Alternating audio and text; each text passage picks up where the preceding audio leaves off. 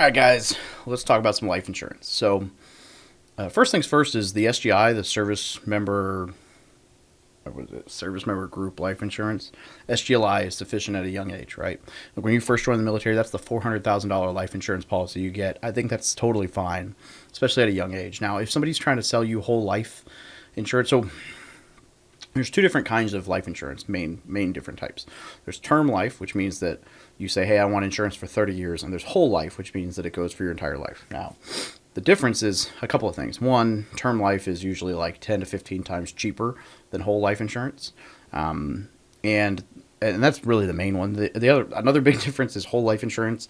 People get paid much higher commissions for selling that than they do for term.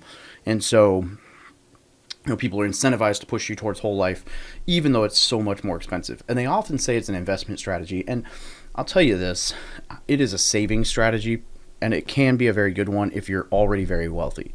If you're looking to build wealth, stay away from life insurance for now, right?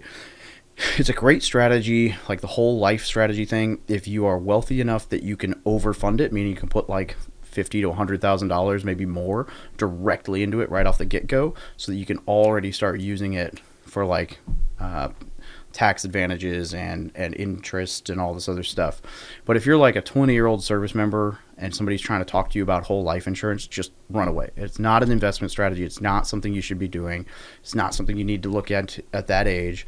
And that's my opinion, but like, dude, they're after your commissions. So it is what it is. I like to buy term and invest the difference, but here's the deal. Like, again, SGLI is fine. Just invest as much as possible in your TSP or a 401k or index funds or real estate or whatever your investment of choice is.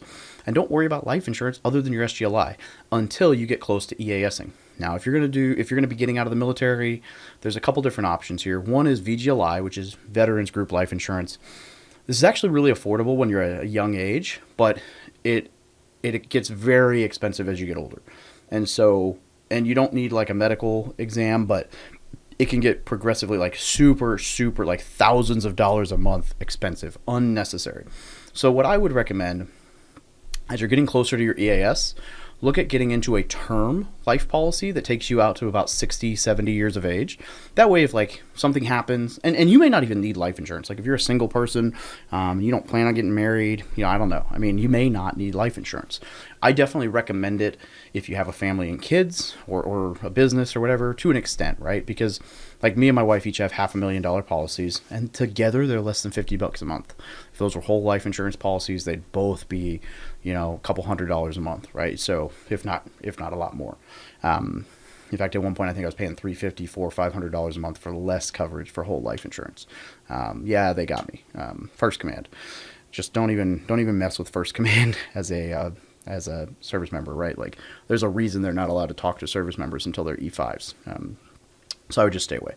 Personal experience, not a good experience. That being said, term life is good, and the only reason I say look at it when you're getting close to EAS if you think you need it is because if you get it before your disability claim, then you can have like a clean bill of health and your insurance will be really cheap. But if you claim a ton of stuff on your disability claim, then you're also going to have to put that on your insurance, or they're going to find out, right? So your insurance may be more expensive. So if you think like, hey, I do want life insurance when I get out of the military, I would recommend term over whole life for 95% of the people who are thinking about it. And I would recommend that you file or apply for life insurance before you file your disability claim. Like, I filed for mine about a year prior to getting out of the military, and then now I've got a disability claim going through. So whatever's caught on that, like my term life insurance is already good.